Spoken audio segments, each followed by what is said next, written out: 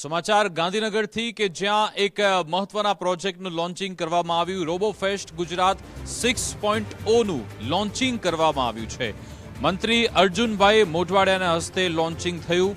ગુજકોસ્ટ દ્વારા રોબોફેસ્ટ ગુજરાત 6.0નું આયોજન થયું. હવે રોબોટિક્સ ઇનોવેશન ટેકનોલોજીને રોબોફેસ્ટ દ્વારા વેગ મળશે.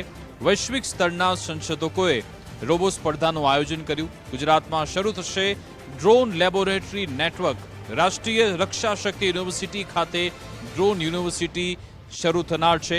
સાયન્સ એન્ડ ટેકનોલોજી વિભાગ અને આરઆરયુ વચ્ચે આ મહત્વના એમઓયુ થયા છે.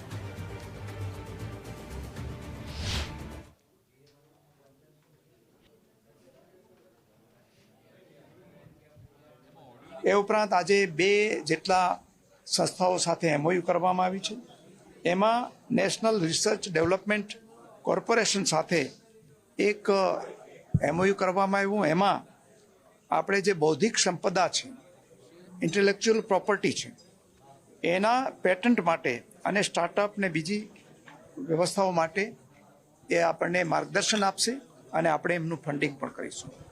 એ ઉપરાંત રાષ્ટ્રીય રક્ષા શક્તિ યુનિવર્સિટી સાથે રાજ્યમાં 5 જેટલી ડ્રોન લેબોરેટરી બનાવીને એમાં જે વિદ્યાર્થીઓ સંશોધન કરે કે ઇનોવેશન કરે તો એમાં રાષ્ટ્રીય રક્ષા શક્તિ યુનિવર્સિટી દ્વારા સર્ટિફિકેટ અપાશે